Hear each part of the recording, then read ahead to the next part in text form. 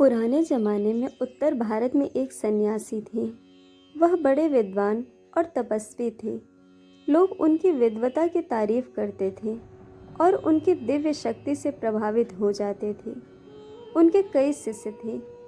एक बार उस राज्य के राजा ने उन सन्यासी को अपने दरबार में बुलवाया। राजा भी बड़े विद्वान थे।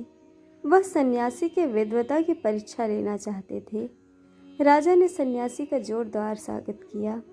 सन्यासी ने राजा से पूछा, महाराज, आपने मुझे यहाँ क्यों बुलवाया है? राजा ने बताया, मैंने आपकी विद्वता की बात सुनी है। आप बड़े महात्मा और दिव्य शक्ति वाले हैं। मैं आपसे एक प्रश्न करना चाहता हूँ। मैंने कई सन्यासियों से यही सवाल किया है, लेकिन मुझे किसी से संतोषजनक उत्तर नहीं मिल सका। मेरा सवाल यह है कि सन्यास आश्रम बड़ा है या गृहस्थ आश्रम?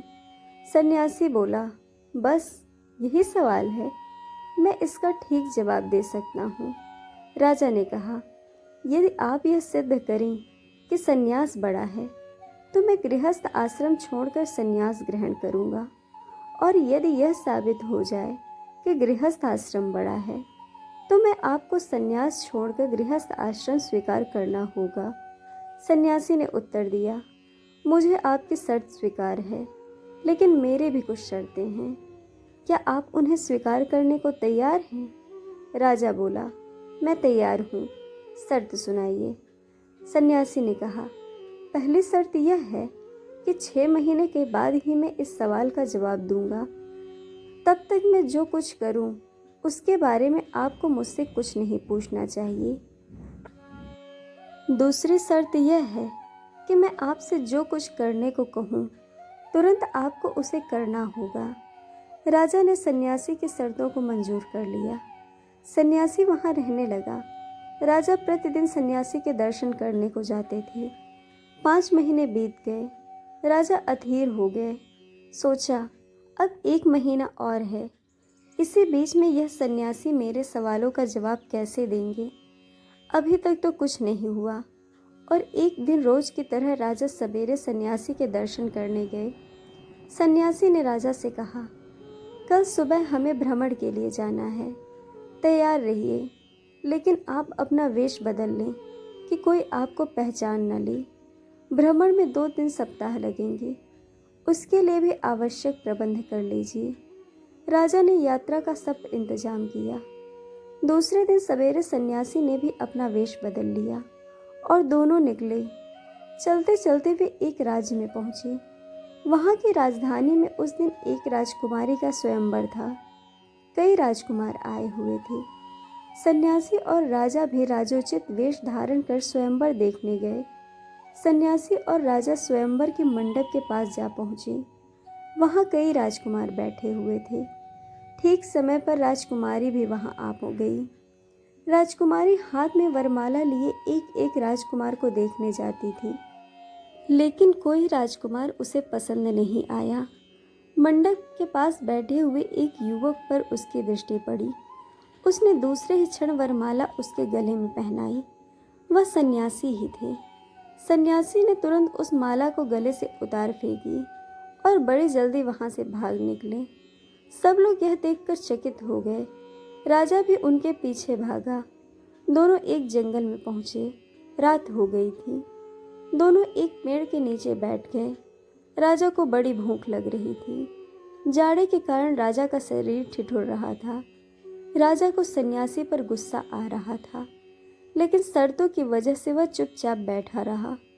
थोड़ी देर बाद सन्यासी ने राजा से पूछा, महाराज, आपको भूख लग रही होगी ना? राजा ने कहा, जी हाँ, बड़ी जोर की भूख लग रही है, बड़ी ठंड भी लग रही है। उस पेड़ के घोंसले में 2 कबूतर आराम से रहते थे। उन्होंने राजा और सन्यासी की बात सुनी। कबूतर ने अपनी कबूतरी से कहा, देखो, इन लोगों में एक कैसा दुखी है। यदि मैं उसकी कुछ सेवा कर सकूं तो अपने जीवन को सफल समझूंगा। कबूतर उड़ा। उसने कहीं से कुछ आग लाकर वहां गिरा दी। आग पाकर राजा बहुत प्रसन्न हुआ। वह कुछ पत्तियों और टहनियों को जलाकर तापने लगा। थोड़ी देर के बाद राजा ने कहा, अब कुछ खाने को भी मिल जाए तो कितना अच्छा हो। कबूतर ने कबूतरी से कहा, मैं इस आग में गिरकर उस राजा का भोजन बनूंगा। कबूतर को बड़ा दुख हुआ, लेकिन उसने अपने प्रियतम को अपने धर्म का पालन करने से नहीं रोका। कबूतर तुरंत आग में गिरा। राजा घबरा गया। एक पक्षी आग में गिरकर छटपटा रहा था। सन्यासी ने राजा से कहा, महाराज घबराइए नहीं, लीजिए आपके लिए भोजन भी आ गया, खुशी से भूख मिटाइए। राजा ने कबूतर का मांस भूनकर खा लिया। सन्यासी ने राजा से पूछा, क्या अब भूख मिट गई? राजा बोला, अब और भी बढ़ गई है। कबूतरी ने यह बात सुनी। उसने सोचा, मेरे स्वामी के बलिदान से राजा की भूख नहीं मिटी है, अब मुझे भी आत्मसमर्पण करके उन्हें सुखी बनाना हो चाहिए। अपने स्वामी के त्याग पथ पर चलना मेरा कर्तव्य है। यह सोचकर वह भी आग में गिरी। राजा चकित रह गया। सन्यासी बोले, राजन लीजिए, आपके लिए और भी आहार आ गया, खाइए और भूख की ज्वाला को शांत कीजिए। राजा ने कबूतरी का मांस भी खाया। उसकी भूख मिट गई। वह दोनों उस पेड़ के नीचे आराम से सोए। दूसरे दिन दोनों राजमहल लौट आए। 6वां महीना पूरा होने में एक दिन और रह गया था। सन्यासी ने उस दिन शाम को राजा से कहा, महाराज, मैं कल यहाँ से जाना चाहता हूँ, अनुमति दे दीजिए। राजा बोला, मेरे सवाल का जवाब दिए बिना आप कैसे जा सकेंगे? सन्यासी बोले, महाराज, मैंने जवाब तो दे दिया है। राजा ने पूछा, कब? सन्यासी, उस दिन, स्वयंवर के दिन। राजा घबरा गया। उसे कुछ भी याद नहीं आया।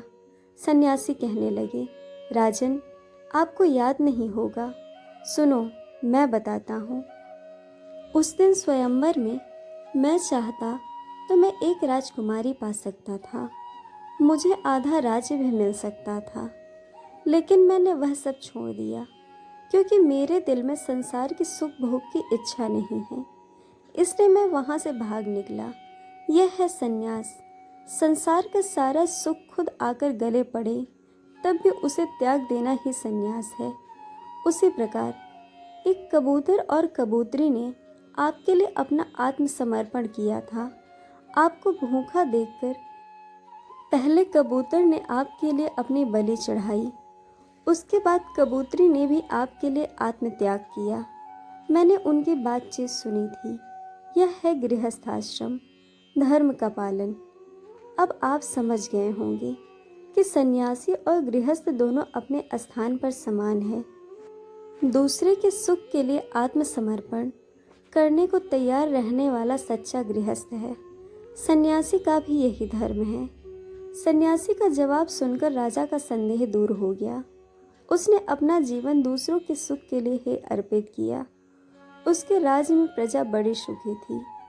दोस्तों, आपको कहानी कैसी लगी यह हमें कमेंट करके ज़रूर बताइएगा और चैनल को सब्सक्राइब, वीडियो को लाइक शेयर करना बिल्कुल मत भूलिएगा। वीडियो देखने के लिए आप सबका बहुत बहुत धन्यवाद। जल्द मिलेंगे एक और नई कहानी के साथ।